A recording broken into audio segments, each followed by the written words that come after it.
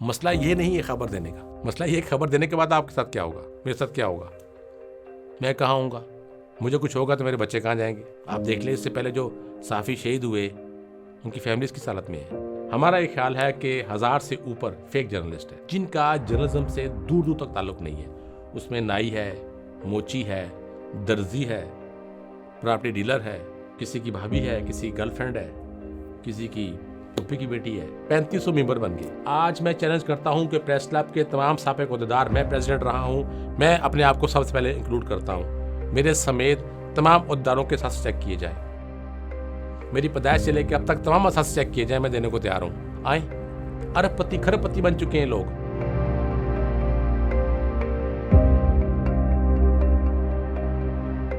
बात है MQM के डॉक्टर इमरान फारूक के कत्ल केस की। उसके मुलजमान पकड़े गए, इस्लामाबाद में उनका बयान हुआ मजिस्ट्रेट के रूबरू। उसकी मैंने कापी हासिल कर ली। 2 दिन तक हमारे दफ्तर में ये बहस चलती रही कि खबर हम क्या दें। 2 दिन तक वो डॉक्यूमेंट्स पढ़ते रहे हमारे बड़े, और आखिर पर खबर पता क्या दी हमने कि एक सियासी जमात के कारकुनों ने उस मरकज़, उनके मरकज़ में नाम नहीं लिखा, उनके मरकज़ में साजिश तैयार हुई। उसके लिए हमने ये किया वो किया। किसी सियासी जमात का नाम नहीं था, ना उसके लीडर का नाम था, ना उनके मरकज़ का नाम था। यह वैसी खबर है कि मैं कहूँ कि एक सरकारी दफ्तर के एक आला ऑफिसर ने 25 करोड़ का फ्रॉड किया कि उसमें ना सरकारी दफ्तर का नाम है, ना ऑफिसर का नाम है, और ना कुछ और निशानदेही है। तो ये खबर है, डॉक्यूमेंट्स मौजूद हों, वहाँ खबर देंगे आप। तो यहाँ मसला ये नहीं है खबर देने का, मसला ये खबर देने के बाद आपके साथ क्या होगा, मेरे साथ क्या होगा, मैं कहाँ होऊंगा, मुझे कुछ होगा तो मेरे बच्चे कहाँ जाएंगे। आप देख लें, इससे पहले जो साफ़ी शहीद हुए उनकी फैमिलीज किस हालत में है। अजीज़ मेमन, जब मैं प्रेसिडेंट प्रेस क्लब था, इंद्रुन सिंह से वो साफ़ी आया मेरे पास, उसके लिए मैंने आवाज़ उठाई, उसको बेदर्दी से मार दिया गया। आज तक वो उसकी फैमिली को इंसाफ नहीं मिला। तो हम तो भेड़ बकरी हैं हुकूमत के लिए, तो हम तो कुछ भी नहीं होते। जो वर्किंग जर्नलिस्ट है, जो फुटपाथ पे आज भी रिपोर्टर, कैमरामैन, फोटोग्राफर काम कर रहा है, उसकी जान का कोई तहफ़्फ़ुज़ नहीं है पाकिस्तान में। वो उसके साथ कुछ भी हो सकता है, उसका मालिक उसको फारिग कर सकता है, उसका प्रेस क्लब उसको उस पर पाबंदी लगा सकता है। तो बेचारा कहाँ जाएगा वो। कानून की हम बात करते हैं, कानून की बात, कानून में प्रोटेक्शन है। कहाँ देता है प्रोटेक्शन? फोरा चौक में, 0 पॉइंट में, अपारा में कहाँ पर देता है? या दियावर में जाके देता है, या मलीर में देता है? कहाँ देता है प्रोटेक्शन आपको? किताबों में। यही तो मैं कह रहा हूँ, पाकिस्तान का अलमिया यही है, जो जर्नलिस्ट है, कि इसकी सरपरस्ती करने वाला कोई नहीं है। आप बुकला को देखें तो उनका बार एसोसिएशन है, जिनको हुकूमत वक्त, हर हुकूमत उनको फंड्स के नाम पे उनको पैसा देती है। सवाए नेशनल प्रेस क्लब इस्लामाबाद के, बाकी तमाम प्रेस क्लब्स को उनकी हुकूमतें, सूबाई हुकूमतें, फेडरल गवर्नमेंट उनको फंड देती है। पिछले 3 साल से नेशनल प्रेस क्लब को 1 रुपया फंड नहीं मिला। वो इसलिए भी नहीं मिला कि वहाँ पर जल इलेक्शन होता है, जली वोटर्स है। लेकिन सवाल ये ना कि कानून तो मौजूद है, अमल दरामद कौन करता है? हुकूमतें तो नहीं कराती। हर हुकूमत, मैं किसी एक सियासी जमात की बात नहीं करूँगा, हर हुकूमत अपने दौर में सिर्फ अपना जो उसका इक़्तिदार है उसको तूल देने के लिए, उसको चलाने के लिए काम करती है, बस दिखावे के लिए। हमें एक तो हमारे यहाँ दिखावा बहुत है, और जब से हमारे यहाँ सोशल मीडिया आया है तो दिखावा एक्स्ट्रा टाइम बढ़ गया है कि फ़ोटोग्राफ आप रोज़ाना लगाएं, वीडियो लगाएं कि हम ये कर रहे हैं, वो कर रहे हैं। सिर्फ ज़बानी जमा खर्च, किताबों में, कहानियों में नज़र आ रहा है, प्रैक्टिकल कुछ भी नहीं हो रहा। इस वक्त जो PDM हुकूमत का हाल है वही हमारे नेशनल प्रेस क्लब का हाल है कि जहाँ आपकी मर्ज़ी है तो वहाँ आइन है, जहाँ आपकी मर्ज़ी नहीं है तो आइन नहीं है, जहाँ आपकी मर्ज़ी है तो कानून है, आपकी मर्ज़ी नहीं है तो कानून भी नहीं है।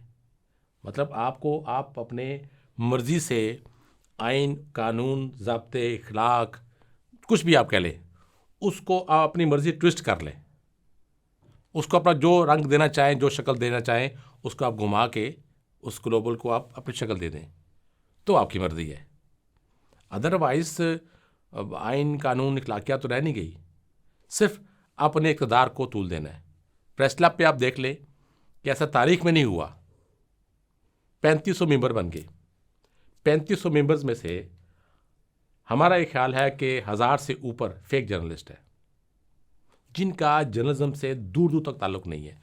उसमें नाई है, मोची है, दर्जी है, प्रॉपर्टी डीलर है, हार्डवेयर स्टोर कीपर है, ऑटो स्टोर चला रहा है।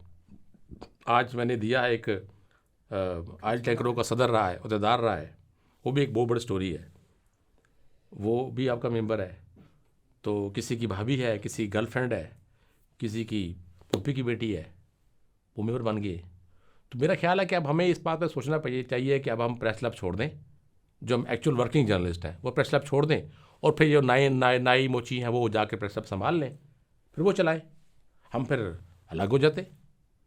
तो यही हाल गवर्नमेंट का है कि सुप्रीम कोर्ट कहती है आप इलेक्शन कराओ, वो कहते हैं जी हमारे पैसे नहीं है, हमारे पास सिक्योरिटी के लिए वसाइल नहीं है, फोर्सेस जो है वो बिज़ी हैं, अवेलेबल नहीं है। तो अजीब सी सूरत हाल बन चुकी भी है, एक बेचैनी की सूरत हाल, बेयकीनी की सूरत हाल, फिर महंगाई, और महंगाई के साथ अब तो IMF कह रहा है कि जिस रेशो से महंगाई इस वक्त मौजूद है उसको आप डबल कर लें, आने वाले वक्त में होने वाली है। तो फिर आप सोचें क्या हाल होगा। माजी में भी होता रहा है, अब भी हो रहा है कि हर हुकूमत अपने तौर से अपने कवानीन ला के मीडिया को, यानी कि कारकुन मीडिया को, मालकान को नहीं, कारकुन मीडिया को दबाने की कोशिश करती है, अपनी मर्ज़ी का अपना हम ख्याल बनाने की कोशिश करती रही है। हर दौर में होता रहा है, माशाल्लाह दौर में तो होता ही है, लेकिन जमहूरी हुकूमतें वो भी ये करती रही हैं। सवाल ये है कि हमारे इस वक्त जो साफ़ियों के धड़े हैं वो धड़ों में क्यों तकसीम हो गए? क्यों कि हुक्मरानों ने उनके अंदर प्लाट की, पैसे की, दीगर मराद की लालच डाल दी। वो लालच बढ़ते बढ़ते बढ़ते बढ़ते अब ये हालत है कि हमारी पहले एक PFUJ हुआ करती थी, Pakistan federal union of journalist, उसके अंदर अब इस वक्त 8 ग्रुप बन चुके। फिर उसके मतवादी ग्रुप था PFUJ दस्तूर, उसमें भी 3-4 धड़े बन चुके, कराची में लग हैं, रावलपिंडी इस्लामाबाद में लगे, लाहौर में लगे। तो इन धड़ों की तकसीम से जो हम जैसे वर्किंग जर्नलिस्ट हैं, जो आज भी सड़क छाप रिपोर्टर्स हैं, वो आज ही पिस रहा है, आज भी उस तरह ही रो रहा है। अखबारात में देखें तो कोई जॉब सिक्योरिटी नहीं है, TV जर्नलिज्म है, कोई जॉब सिक्योरिटी नहीं है, आज है कल नहीं है। और फिर आप मज़े की बात है कि किसी भी प्लेटफार्म पे आज आके अपील नहीं कर सकते। आज अगर TV का मालिक आपको निकाल दे, तो अगर आपको TV चैनल को और ले ले तो शुक्र अदा करें, वरना फिर आप फिक्र करें कि कल क्या होगा। यही सूरत हाल बढ़ रही है। दूसरी तरफ प्राइवेट यूनिवर्सिटीज़ जो कि अब कारोबार बन चुका है, वो अपने सिर्फ पैसों के लिए धड़ाधड़ मैस कम्युनिकेशन की डिग्री जारी कर रहे हैं, और उससे क्या हो रहा है कि बेरोज़गारी बढ़नी है। वो नौजवान जो अपने माँ बाप के लाखों करोड़ों रुपए लगा देते हैं अपनी तालीम के ऊपर, उनको जॉब नहीं मिलती या चंद हज़ार रुपये की जॉब मिलती है, तो क्या करेगा वो। अब इस दौर में, इस महंगाई के दौर में, आप सोचें कि जिसने मैस कम्युनिकेशन करके लड़का या लड़की निकल के आया, उसको चैनल पे इंटर्नशिप के बाद जॉब कितने की मिलती है? 25,000, 30,000। एक आम मज़दूर से भी कम तनख्वाह मिलती है। वो अगर 2-4 साल 5 साल काम करे या करेगी तो उसकी तनख्वाह कितनी हो जाएगी? 40,000, 50,000। आप मुझे 50,000 छोड़ें, 1 लाख नॉर्मल एक आम आदमी का 1 लाख का मुझे बजट बना के दिखा दे, जबकि उसने किराए पे रहना है। इस्लामाबाद में आपके पास रहाइश और ट्रांसपोर्ट नहीं है, आप सर्वाइव नहीं कर सकते, और दोनों आपने रेंट पे यूज़ करने, तो फिर आप कैसे सर्वाइव करेंगे?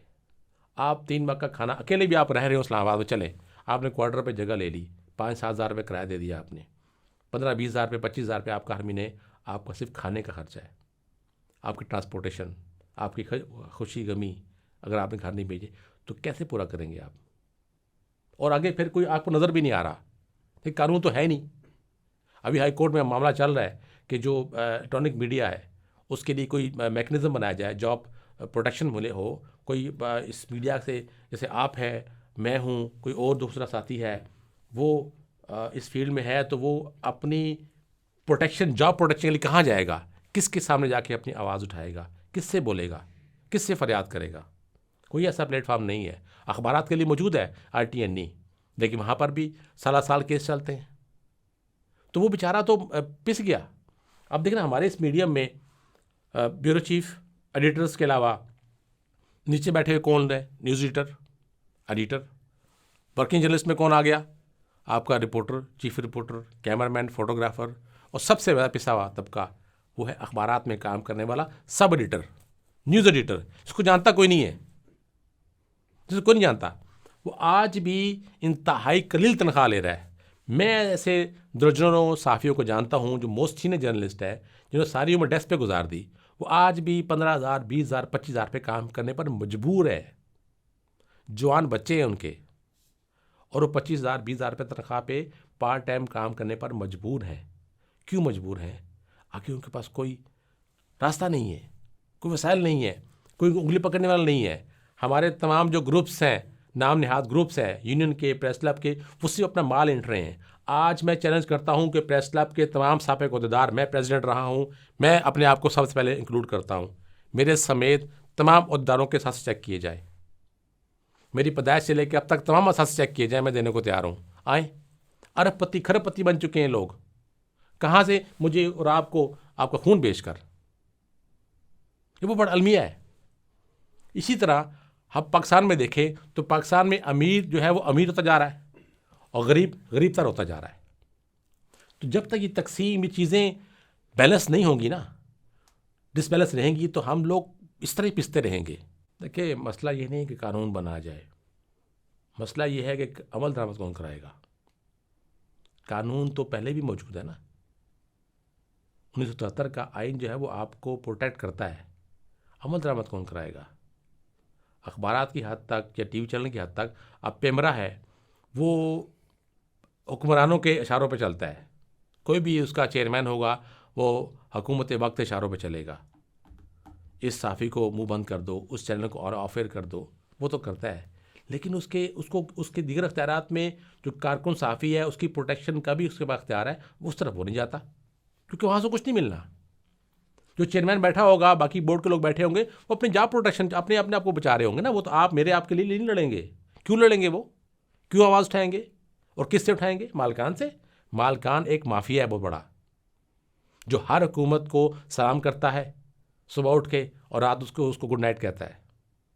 उससे आप तोखो कर रहे हैं कि वो आपके लिए कुछ करेगा। आज छोटे से छोटा अखबार, छोटे से छोटा चैनल लाखों करोड़ों रुपए महाना कमा रहा है। आप उनका रिकॉर्ड चेक करें, उनकी आमदन चेक करें, क्या दे रहा है अपने कारकुन को? जो कमा के उसको दे रहा है, क्या दे रहा है उसको? चंद हज़ार रुपये। किसी चैनल में चंद एक को छोड़ के, एक दो को छोड़ के, किसी जगह पर आपकी मेडिकल, आपका इंश्योरेंस है, आपकी लाइफ इंश्योरेंस है। एक कैमरा आपका जो है वो 4 लाख का, 3 लाख का इंश्योर्ड है, लेकिन कैमरामैन जिसकी कीमत कोई नहीं है वो इंश्योर्ड नहीं है। और सबसे पहले कहा जाता है यार कैमरे ख्याल करना, भाई कैमरामैन मर जाए खैर है, 4 लाख कैमरा टूटे, जबकि मैं इंश्योर्ड भी है। तो जब यहाँ पर ये सोच होगी तो वहाँ मैं और आपने क्या करना है? हमने क्या करना है फिर कि 4 लाख का कैमरा इंश्योर्ड है, कैमरामैन इंश्योर्ड नहीं है? बात है MQM के डॉक्टर इमरान फारूक के कत्ल केस की।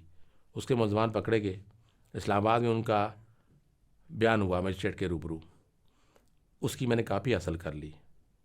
2 दिन तक हमारे दफ्तर में ये बहस चलती रही कि ख़बर हम क्या दें। 2 दिन तक वो डॉक्यूमेंट्स पढ़ते रहे हमारे बड़े, और आखिर पर ख़बर पता क्या दी हमने कि एक सियासी जमात के कारकुनों ने उस मरकज़, उनके मरकज़ में नाम नहीं लिखा, उनके मरकज़ में साजिश तैयार हुई। उसके लिए हमने ये किया, वो किया। किसी सियासी जमात का नाम नहीं था, ना उसके लीडर का नाम था, ना उनके मरकज़ का नाम था।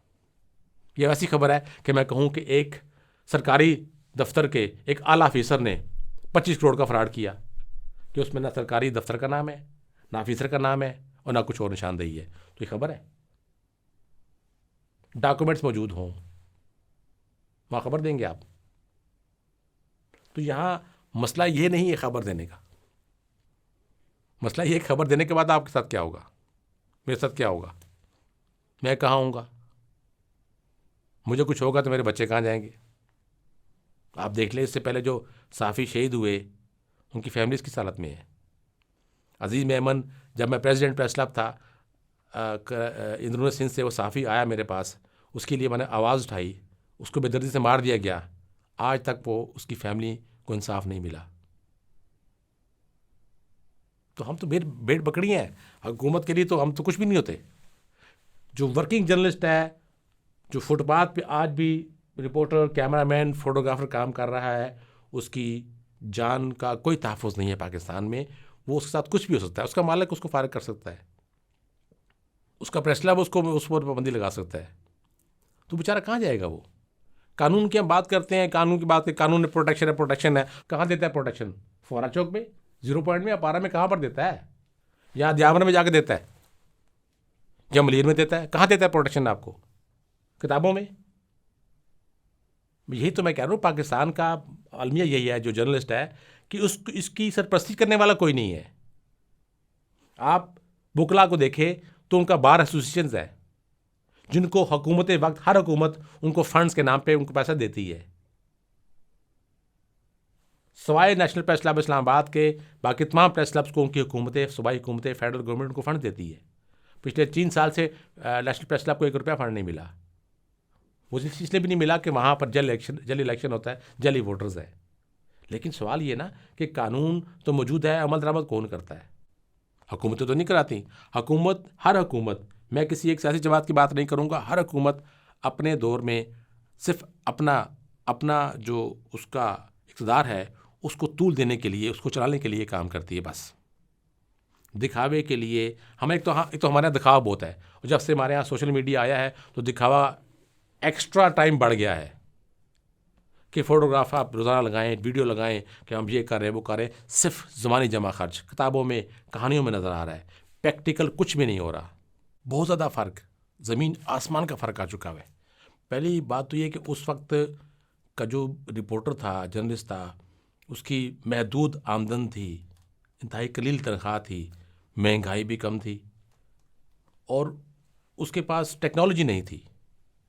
लेकिन पाकिस्तान में मोबाइल फ़ोन कब आया, और जब शुरू में आया तो उसकी वही 2.5 रुपये और 3 रुपये और 4 रुपये पर मिनट कॉल थी, तो उस वक्त वो जर्नलिस्ट वो इजी फील नहीं करता था। अब जर्नलिज्म सारी जो है वो आपकी व्हाट्सएप के गिर्द घूम रही है। आज अगर आप व्हाट्सएप बंद कर दें पाकिस्तान में, तो 90% जर्नलिस्ट वो फ़ारग हो जाएंगे, उनके सोर्सेज फ़ारग हो जाएंगे, उनका न्यूज़ गैदरिंग का सिस्टम बंद हो जाएगा, आगे फॉरवर्ड करने का सिस्टम बंद हो जाएगा। तो अब तो जर्नलिज्म डिजिटल मीडिया पर रह गई है कि आप उसको यूज़ करके अपनी आसानी पैदा करते हैं। वो फुट वर्क, वो हार्ड वर्क वो नहीं रहा। पहले तो हम एक खबर के ऊपर कई रोज़ तक काम करते थे, और मतलब हम अगर पिंडी इस्लामाबाद में है, अगर हमने सेक्रेटरीट जाना है तो हमने वो अर्बन ट्रांसपोर्ट की बस का इंतज़ार करना है कि जहाँ हमने 1 रुपया, सवा रुपया दे के हमने सेक्रेटरीट पहुँचना है, फिर किसी ब्लॉक में जाना है, ऑफिसर के पास जाना है, कोई अपॉइंटमेंट नहीं है, कोई मुलाकात का टाइम तय नहीं है, आपने जाके ख़बर निकालनी है, पहले वहाँ पहुँचना है। अब तो वो बात नहीं रही, दुनिया किसी कोने में बैठे हों, आपको video, photographs, documents PDF file में सेकंड्स में पहुँच जाते हैं, तो ख़बर तो आप तक पहुँच गई। तो आपने जाना कहाँ है? कोई इंसिडेंट हो जाए, कोई प्रेस कॉन्फ्रेंस हो जाए, कोई बड़ा हादसा हो जाए तो स्पॉट पे आप जाएंगे। अदरवाइज़ तो अब वो जर्नलिज्म रही नहीं, इन्वेस्टिगेटिव जर्नलिज्म तो रही नहीं। इन्वेस्टिगेटिव जर्नलिस्ट आप तो वही रह गए हैं जिनको कुछ डॉक्यूमेंट्स सोर्सेज से मिलते थे, वो भी इसमें व्हाट्सएप और बाकी मीडिया इस्तेमाल होता है। तो वो अगर ना हो तो फिर जर्नलिज्म कहाँ है हमारे पाकिस्तान में। फिर वही बात है कि वो अदारे आपके ऊपर वो ख़र्चा भी तो नहीं करते ना, कि अगर आप इन स्टोरी करने किसी इलाके में जाना है तो हाँ, उम्मत अखबार, मैं यहाँ बात करूँगा, उम्मत अखबार के रिपोर्टर्स स्टोरी फाइल करते थे। मैं मानता हूँ उनको कि एक स्टोरी करने के ऊपर वो हज़ारों रुपए, इवन वो उनका रिपोर्टर पेशावर बैठा है, उसने कोयटा जाना है, कोयटा वाले कराची जाना है, तो तमाम एक्सपेंडिचर वो पे करते थे। स्टोरी वो 3-4 कॉलम की होती थी, लेकिन वो जानदार स्टोरी होती थी, फिर वो पढ़ के आपको मज़ा भी आता था कि वाकई रिपोर्टर ने काम किया हुआ है। देखिए, अब अगर हम रावलपिंडी इस्लामाबाद की लेट्स सपोज बात कर लेते हैं, तो यहाँ 3 कैटेगरी के जर्नलिस्ट हैं। एक वो बाबे जो अपनी रिटायरमेंट की लाइफ भी गुजार चुके हैं। तो एक है मिड कैरियर, एक जो यंगस्टर्स है जो मैस कम्युनिकेशन करके तो आगे, लेकिन उनको अब जर्नलिज्म का पता नहीं है। प्रैक्टिकल जर्नलिज्म करनी पड़ रही है तो उनको मौत नज़र आ रही है कि तो हमने सिर्फ पढ़ा था, प्रैक्टिकल तो ये उसके बिल्कुल अंगेस्ट है, तो हम कैसे करेंगे। उनके लिए मुश्किल आता है। खाली माइक पकड़ने, पेन पकड़ने से आप जर्नलिस्ट थोड़ी बन जाते हैं। तो बाबे जो है वो तो आज भी उसी स्टाइल से चल रहे हैं, तारीफ़ों के पुल बांधते हैं। अब आज भी आप देख लें, आज का जंग उठा लें, कल का उठा लें, जंग अखबार में एक स्टोरी 2 सीनियर जर्नलिस्ट दे रहे होते हैं अपने नाम से, थोड़ा सा ट्विस्ट करते हैं, एक ही स्टोरी 2 मुख्तलिफ सीनियर्स के नाम से छप रही होती हैं।